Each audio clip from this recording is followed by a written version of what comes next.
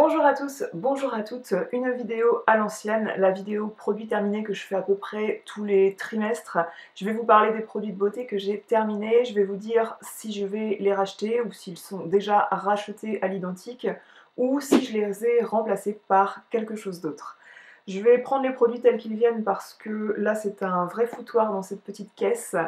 J'ai terminé un savon pour le corps rose olivier. C'est de la marque Bastide, située à Aix-en-Provence. Ces produits sont made in France et ces produits sont vraiment super. Ce sont des produits, donc notamment ce savon pour le corps, il respecte en fait le film qui protège votre peau, le film hydrolipidique naturel que vous avez sur la peau, et en plus ça sent divinement bon, c'est une odeur vraiment très délicate. Ça sent à la fois la fleur, à la fois le feuillage, c'est vraiment un gel douche que j'ai pris beaucoup de plaisir à utiliser. C'est la marque qui me l'a envoyé bien sûr, mais je pourrais tout à fait être amenée à acheter ce genre de produit. J'ai glissé mon shampoing que j'ai pas tout à fait terminé, mais il reste la valeur de 2 shampoings et je me suis dit qu'il n'allait pas attendre un trimestre pour que je filme une autre vidéo, comme ça dès que je l'aurai fini je pourrai le jeter immédiatement. J'ai fini un shampoing Propolia, donc c'est la marque Propolia et c'est la gamme Être de mèche. C'est le shampoing traitant au propolis, au miel, à l'argile et au cad. Je ne sais pas trop ce que c'est, ça fait partie... c'est un shampoing bio, moi j'achète mes shampoings sur le site EF Bio Cosmétiques, il y a un choix assez large et je trouve toujours mon bonheur en matière de shampoing bio. Ce shampoing est un shampoing traitant, c'est pas un shampoing classique, donc il est davantage destiné au cuir chevelu à problème, ce qui n'était pas vraiment mon cas, quoique j'avais peut-être quelques pellicules par-ci par-là, mais vraiment rien de désastreux. Et en tout cas voilà, ça m'a bien nettoyé le cuir chevelu, j'utilise ce shampoing une fois sur deux. Le côté argile, ça vient bien purifier le cuir chevelu, donc moi qui ai tendance à avoir les cheveux assez gras aux racines, je trouve que ça me permet de retarder le prochain shampoing. Ils font moins vite du gras aux racines, donc ça c'est appréciable. Et le côté huile essentielle, donc le cad, je crois que ça fait partie des huiles essentielles, ça a ses propriétés antipelliculaires qui sont plutôt efficaces. Bref, c'est un shampoing que c'est pas la première fois que je vous en parle, je crois, et je pourrais tout à fait être amenée à le racheter. Je pense que ça fera partie des shampoings que je commanderai la prochaine fois que je commanderai sur le site EF Bio Cosmétiques. J'ai terminé une eau micellaire de la marque Aderma qui utilise beaucoup d'avoine comme ingrédient dans leurs produits. Ce sont des produits, en général c'est une gamme de produits destinés aux peaux sensibles. J'ai une peau qui a tendance à faire des rougeurs, donc pourquoi pas me diriger vers cette marque. Et dans les marques de parapharmacie, Aderma est une marque que j'aime beaucoup, avec Caudalie et Nuxe. Ce sont trois marques vers lesquelles je me dirige souvent. C'est une eau micellaire qui démaquille et hydrate visage, yeux et lèvres. Alors j'ai pas trouvé que ça démaquillait vraiment bien le maquillage waterproof pour les yeux, mais pour ce qui est du démaquillage du teint, j'ai vraiment apprécié utiliser ça, mais c'est pas de cette façon-là que je me démaquille de préférence. Vous savez que je préfère utiliser un corps gras, donc soit un baume démaquillant, soit une huile démaquillante. J'ai vraiment utilisé ça au beau jour, donc printemps, été, début d'automne. Ça fait un moment que je l'ai terminé. Quand je me maquille pas en fait et que le soir je veux tout de même nettoyer ma peau sans pour autant passer sous l'eau, en fait, sans passer ma tête sous l'eau. Et pour le coup, c'est beaucoup plus rapide, surtout quand on a plein de choses à faire comme une jeune maman comme moi. Et bien de passer un coton sur son visage, c'est rafraîchissant, ça nettoie bien et le coton donne une preuve qu'il y avait de quoi nettoyer en général toutes les impuretés de la journée. Et voilà, c'est le type de nettoyage que j'aime beaucoup quand je ne suis pas nettoyée. Quand je ne suis pas maquillée, pardon. Le matin, idem, je prends ma douche le matin, si je passe pas ma tête sous l'eau parce que je vais pas faire un shampoing, je peux être amenée à utiliser ça uniquement pour me nettoyer le visage. Donc c'est pour ce genre d'usage que j'utilise une eau micellaire et pas pour son pouvoir démaquillant. J'ai terminé un gel douche à l'huile de jasmin de chez Cottage, c'est une marque de gel douche de chez Leclerc je crois. Cette gamme de produits, en tout cas ce gel douche au jasmin, il contient 98% d'ingrédients d'origine naturelle, mais ce dont je voulais parler c'était de l'odeur, parce que vous savez, je vous ai déjà dit que les gels douche, je ne gardais pas tout. Je garde quand ça sort un petit peu de l'ordinaire, mais sinon j'ai tendance à utiliser soit le gel douche de mes enfants, Donc c'est soit du mix à bébé, soit un truc de parapharmacie, donc un truc Aven, soit je vais utiliser un truc genre Cadom en supermarché, un gros flacon de 5 litres. Donc il n'y a rien de très glamour, il n'y a rien d'extraordinaire. Vous trouvez ça entre le camembert et le rayon poulet, donc voilà, ça mérite pas d'en faire 50 vidéos sur YouTube, mais quand j'ai un nettoyant pour le corps qui sort un peu de l'ordinaire, je vous en parle. Donc là, je l'avais pris parce que ça sentait l'huile de jasmin et je suis une fan de l'odeur de fleurs d'oranger et de l'odeur du jasmin. Et en général, l'été, sur ma terrasse, j'ai oranger, citronnier, jasmin et toutes ces fleurs-là se mélangent. C'est hyper bon comme odeur, là, printemps-été. Hop, un petit texto. Et ça, j'ai pas trouvé que ça sentait hyper bon, le jasmin. C'est pas une odeur hyper fidèle à la réalité, mais ça sent pas mauvais non plus. Disons que c'est un peu l'odeur chimique du jasmin.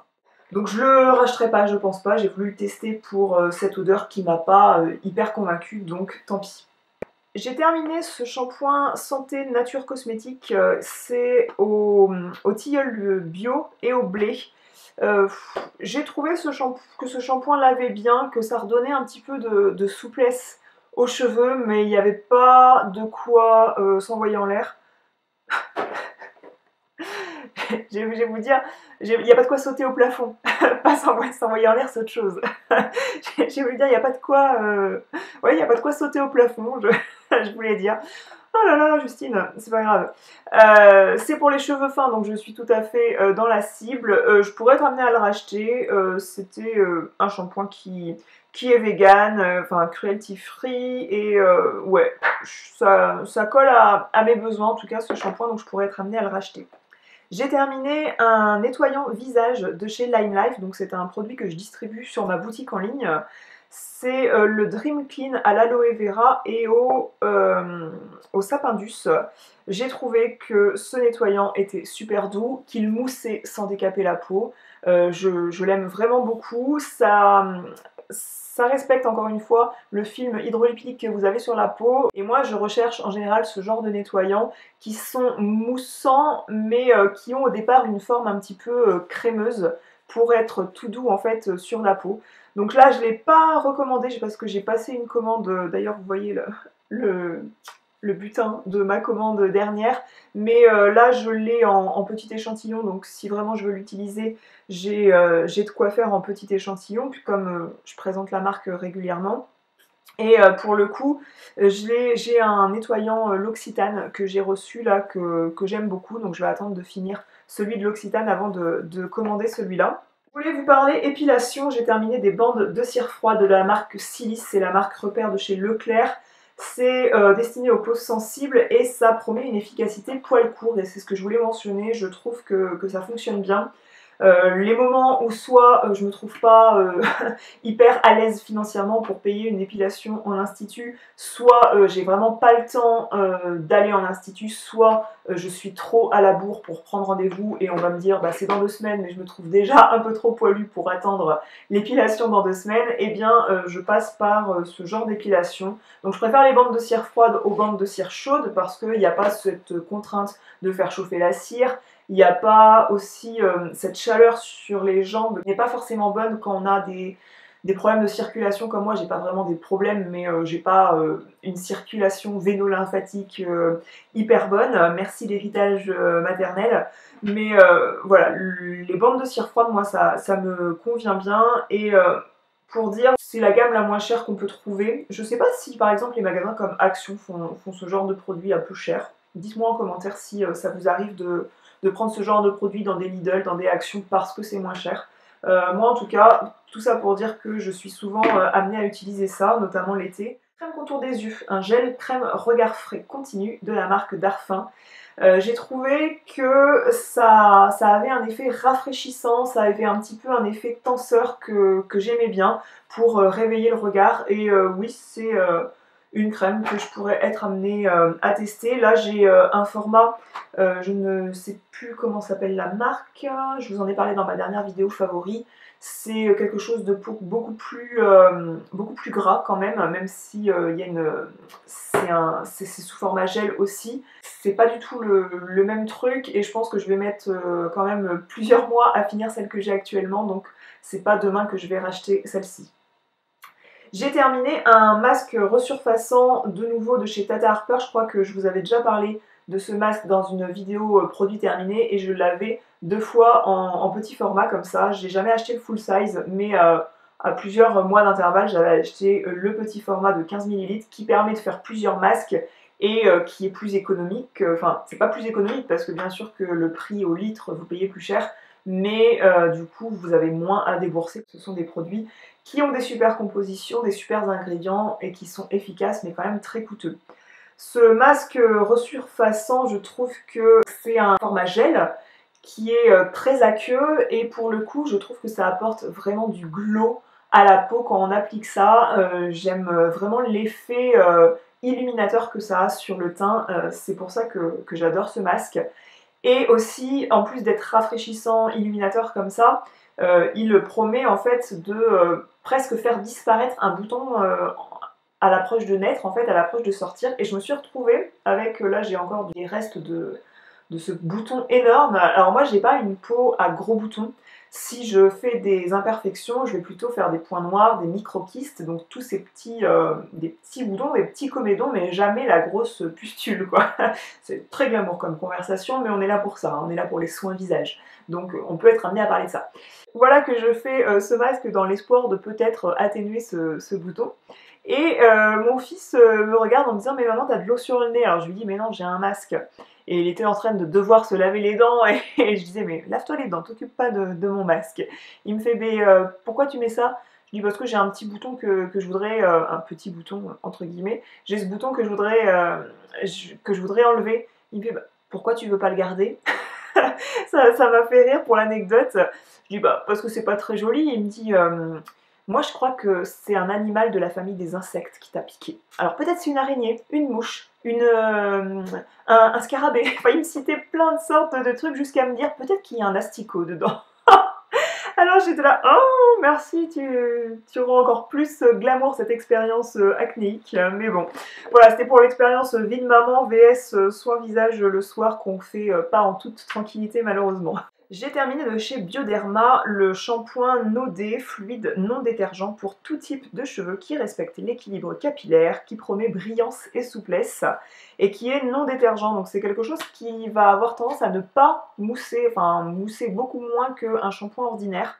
C'est pas quelque chose que je rachèterais parce que moi j'aime bien que mon shampoing mousse bien. Alors j'ai terminé plein d'échantillons Lime Life comme ça, de gommage, le gommage bambou Renew que j'ai commandé du coup en full size en fait parce que j'en avais plus mais j'avais pas mal d'échantillons comme ça et j'ai terminé plein d'échantillons du nettoyant Dream Clean et du gommage Bamboo Renew. Donc le gommage, franchement si vous devez tester un produit sur la boutique Lime Life dans les soins corps, dans les soins visage, le soin corps qui est le gommage Bamboo Renew, je l'adore parce que c'est à base d'écorces de bambou qui vont venir exfolier la peau, mais vraiment très bien. Moi j'aime bien que la peau, il y ait quelque chose d'assez costaud pour venir bien enlever les peaux mortes, pour sortir aussi désincruster les poils qui vont s'incarner sous la peau. Moi le fait que je m'épile, ça fait un poil qui est moins dur à force d'épilation. Et on a un poil qui va avoir moins de force pour percer la peau et pour le coup je dois faire régulièrement des gommages pour que mes poils sortent bien. Et ce gommage là il est hyper efficace et il a une texture qui est hyper agréable parce qu'il va venir mousser en fait sous la douche et du coup on perd pas plein de trucs partout et c'est une expérience agréable à faire et moi je persiste à dire que quand le soin est agréable à utiliser, eh bien on le fait et là je me suis surprise à vraiment faire des gommages beaucoup plus régulièrement avec cette formule de gommage là. J'ai un copain aussi qui est artisan et qui du coup a souvent les mains abîmées et sa femme, ma copine, l'a acheté pour lui pour qu'il puisse se gommer régulièrement les mains et enlever ses peaux mortes en fait, dues à son travail. Et il adore ce gommage lui aussi, donc si vous vous retrouvez dans ce cas-là, peut-être que ce gommage peut convenir à monsieur également. J'ai terminé toujours de chez Lime Life la Midnight Oil, l'huile démaquillante au marula. C'est une huile qui est super respectueuse de la peau, que je trouve super douce. J'adore la viscosité qu'elle a, elle démaquille super bien, même le maquillage waterproof. Je trouve que cette huile démaquillante, elle a vraiment tout bon. C'est une huile que j'aime bien, que je pourrais être amenée à racheter, sauf que j'avais reçu de la part de Oh My Cream leur huile démaquillante qui est à base de sésame, donc il sent hyper bon. Et elle me convient pour l'instant, j'ai pas envie de la jeter, hein, donc j'utilise ça pour l'instant et après je pense que je rachèterai ça. J'ai terminé une crème contour des yeux Refreshing Eye qui est de la marque Origin au ginseng. À la longue, j'ai pas aimé ce produit, c'est quelque chose qui m'a fait très longtemps parce que voilà, on utilise un petit poids sur le dessous de l'œil, enfin sur le contour de l'œil, et c'est un truc qui a eu tendance à sécher dans le petit pot. Je trouve après que ça s'étalait mal, ça a un petit peu une couleur orangée, donc au final, j'étais pas hyper satisfaite de ce produit. Après plusieurs usages, je m'en suis vite lassée, donc non, je le rachèterai pas.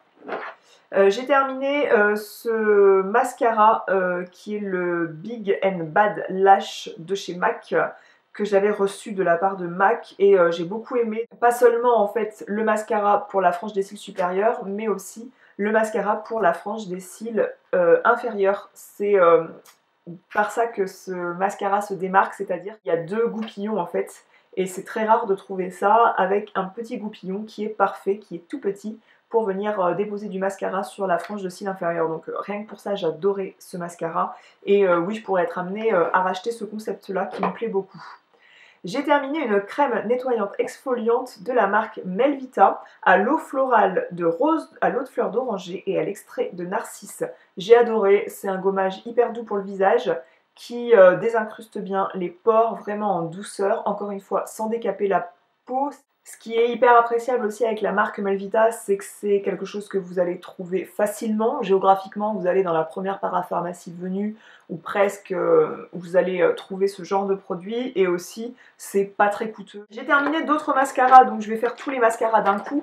J'ai terminé le mascara Lime Life, donc le Perfect Mascara, le mascara parfait, qui ferait une frange de cils de malade. C'est une brosse à l'ancienne, hein, pas en picoplastique, mais un gros goupillon comme ça. Il y a des microfibres en fait dans la brosse et dans le produit qui viennent se déposer en fait sur votre frange de cils, et ça épaissit la frange de cils, ça fait une frange de cils de rêve, donc oui, je rachèterai ce mascara tôt ou tard. J'ai terminé le volume de chez Chanel en version waterproof. C'est aussi un mascara qui fait une frange de cils vraiment très jolie. C'est des picots plastiques assez courts. C'est pas pour la brosse que je préfère ce mascara, je l'aime bien parce qu'il est vraiment très noir et du coup il fait un beau volume, une frange de cils bien intense. Je l'aime bien.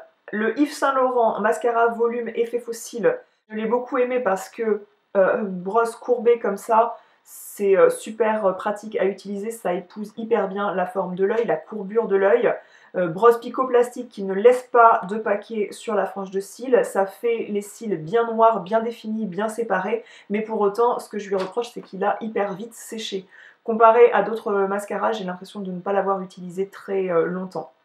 J'ai terminé le Estée Lauder mascara cils déployés courbe haute définition.